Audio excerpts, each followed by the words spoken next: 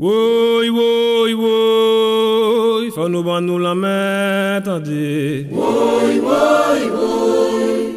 Faut nous prendre nous la main, attendez. Oui, oui, oui. Commandez, yo-t-il les répondeurs, car ça y est. Oui, oui.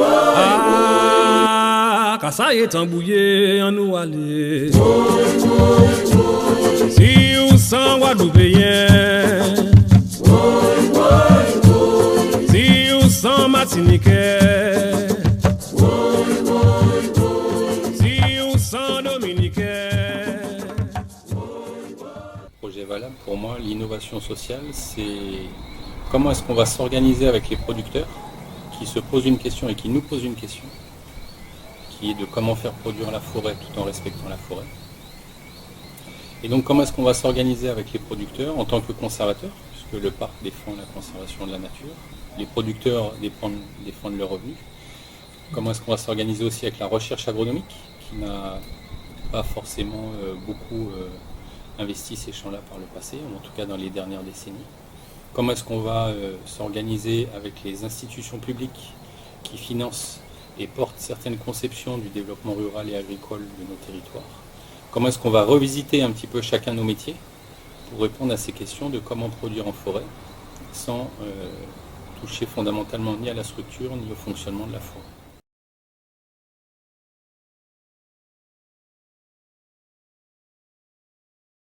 C'est vraiment tout ce qui émane de la société civile ou des acteurs avec lesquels nous sommes amenés à travailler et qui procèdent d'un caractère innovant par rapport à ce qu'on trouve de façon plus classique, de façon plus conventionnelle dans le milieu. Oui, préservation du patrimoine et puis transmission.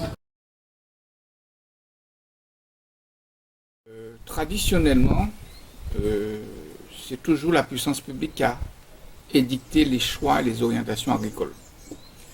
Et on a vu ce que ça a donné. Sans les acteurs, on est sur des cycles d'orientation. Là, on se pose la question de manière endogène. Nous, confrontés à des problématiques, soit d'espace, soit des moyens, comment régler notre problème au jour le jour et comment apporter cette solution-là. Donc c'est nous qui avons, en réfléchissant, en allant voir d'autres acteurs, en confrontant les idées, c'est nous qui disons aujourd'hui voilà ce qu'on veut. C'est pas la puissance publique, c'est pas les institutions, c'est pas des techniciens, c'est les agriculteurs qui disent nous on voudrait aller là. Et pour aller là, on veut vérifier et on veut l'expertise des gens qui sont dans ce domaine-là. On ne détient pas la vérité, mais on veut vérifier une hypothèse. Et cette hypothèse-là, aujourd'hui, on veut aller jusqu'au bout de la réponse. Sur la population agricole, il y a quand même 92% qui sont constitués de petites exploitations, qui composent l'exploitation entre parenthèses familiale. Donc aujourd'hui, on voit bien qu'il y a un modèle, il y a une dichotomie entre le modèle qui est imposé et la réalité du terrain. Donc c'est pour ça qu'il faut créer les outils, il faut créer un modèle qui correspond à la majorité des agriculteurs. Autrement, ils vont disparaître.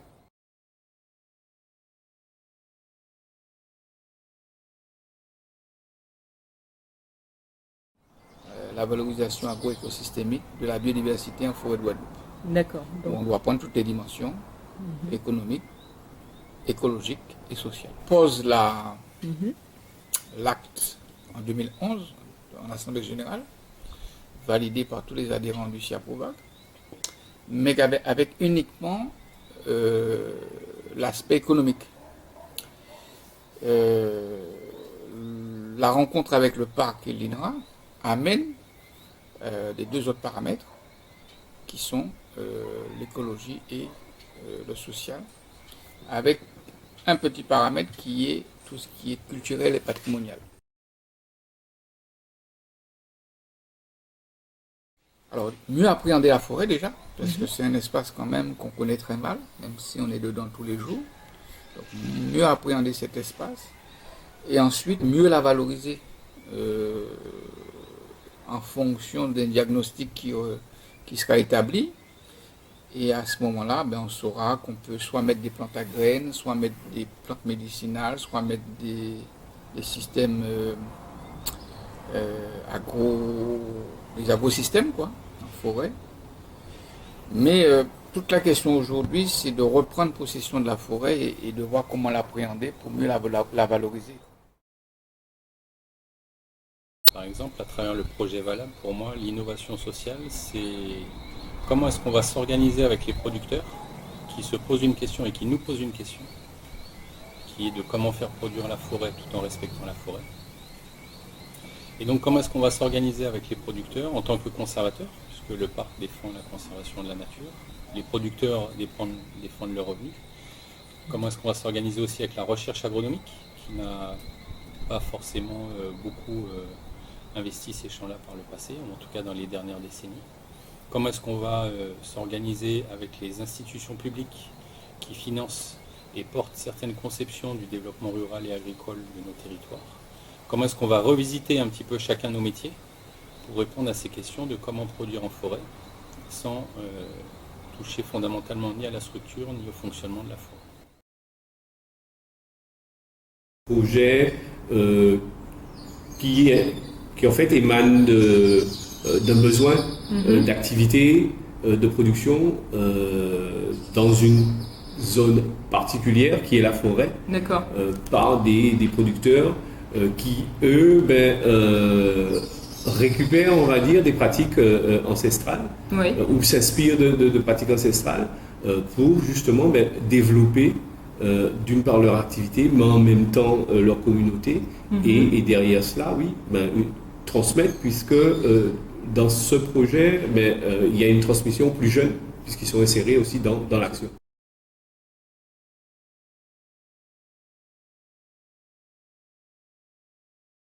Alors, dans les zones rurales marginalisées, c'est un peu, j'allais dire, ce qui est le limitant, ce qui freine, c'est justement le fait que l'innovation sociale n'est pas quelque chose qui est forcément soutenu par le pouvoir, par les pouvoirs publics, parce qu'elle est endogène, elle émane de la société civile ou des acteurs, et qu'elle n'a pas forcément les relais nécessaires pour être soutenue par les collectivités. Donc le frein majeur, c'est que bien souvent, elle vient de façon un peu orthogonale à ce qui est prescrit, ce qui est conseillé, ce qui est établi. Et de ce fait, son développement ou sa prise en compte n'est pas toujours optimale. Les principaux défis, c'est celui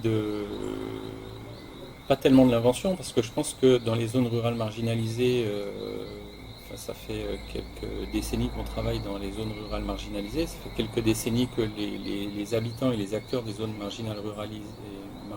marginalisées ont trouvé des solutions, ont inventé des solutions. Maintenant, on voit qu'on peine toujours à intégrer ces innovations et ces inventions plutôt dans les systèmes dominants. Et à mon avis, le plus grand défi, c'est ça, c'est de bousculer les systèmes dominants qui fonctionnent en routine, dans un certain confort, avec des conceptions des problèmes qui sont assez formatées. Et je pense que les enjeux qui s'imposent à nous en termes de changements globaux et de changements climatiques nous commandent d'avoir des perspectives vraiment nouvelles et donc de visiter ces inventions et de les faire entrer dans la société. Le principal défi, c'est réussir à avoir un outil pour modéliser et comprendre en fait le projet. Et de tout de suite mettre en évidence le but et ensuite après les freins qui peuvent émerger et comment identifier les leviers. Donc la plupart des initiatives que nous avons eues, ce sont des initiatives autour de la commercialisation et de l'entraide. La chose, c'est que nous n'avions pas d'outils et on découvrait au fur et à mesure les points de blocage. mais on n'a pas mis en place un outil pour pouvoir bien caractériser son projet et que ça devienne quelque chose de duplicable. Et qu'on puisse essaimer le projet, qu'on puisse dire mais si vous voulez faire de l'entraide, c'est comme ça qu'il faut contacter les personnes qui vont faire de l'entraide dans ce type-là. Il faut qu'ils aient tel profil. Il faut, si vous voulez peut-être les recruter, comment les recruter, quelle stratégie, des trucs comme faire un petit repas en fin d'activité bio, ça crée l'ambiance, le lien social qu'il y a entre eux. Il faut bien comprendre quelles sont les aptitudes du porteur de projet entraide. Et que le porteur de projet devra savoir moi je fais ça, mais il y a tel ou tel inconvénient à mon projet. D'accord. Donc on n'a pas d'outils pour pouvoir si quelqu'un le fait, on ne sait pas pourquoi ça a marché et pourquoi ça n'a pas marché. Alors au départ on était un petit noyau dur. INRA Parc, GDA EcoBio, qui s'est étoffé avec le lycée agricole, la chambre d'agriculture,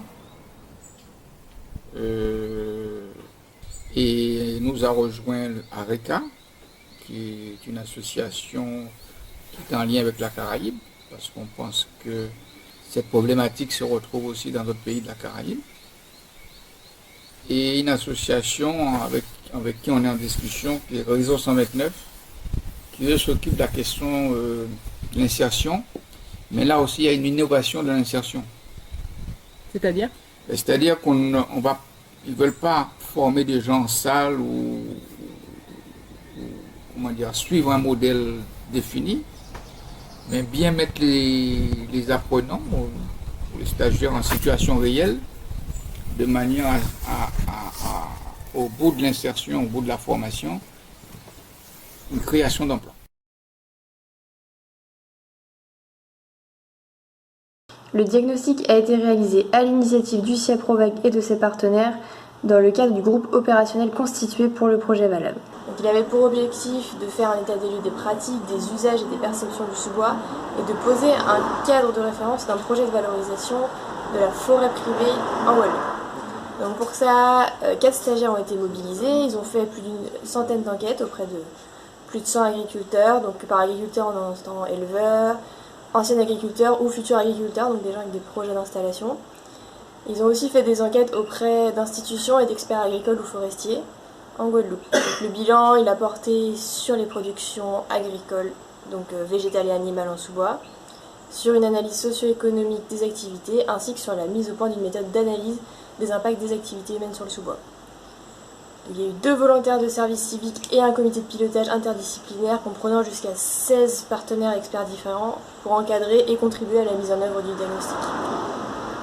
Donc en plus de l'identification, de l'analyse et de la description des activités en sous-bois, le diagnostic il fournit des éléments sur la viabilité économique, sociale et environnementale. Donc il révèle que la diversification des activités est une stratégie que les anciens avaient déjà adopté par le passé et que les jardins de bois, sorte de jardins créoles, en forêt étaient encore couramment observés dans les années 60, donc, notamment sur l'île de la Basse-Terre.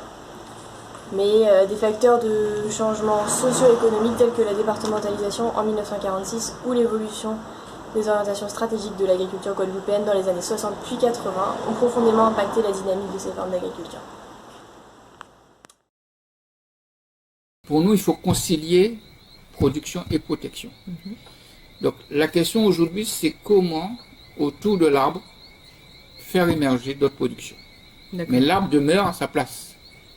Et il faut qu'on arrive à créer cet écosystème et à dégager de cet espace-là une production alimentaire qui ne va pas être la production conventionnelle qu'on connaît. On ne va pas mettre sur un hectare 30 000 ananas, par exemple. On va peut-être mettre 2000 ananas. On va peut-être mettre 1000 pieds d'igname.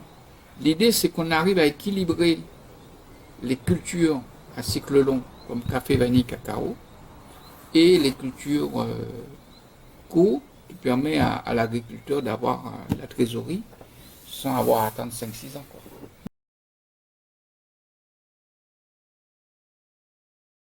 On pose la question de la faisabilité de développement ou de valorisation du sous-bois. On pose la question. Et pour nous, il n'était pas question d'embarquer les acteurs qui sont déjà dedans, ni les futurs jeunes en installation. Il fallait qu'on vérifie cette hypothèse-là.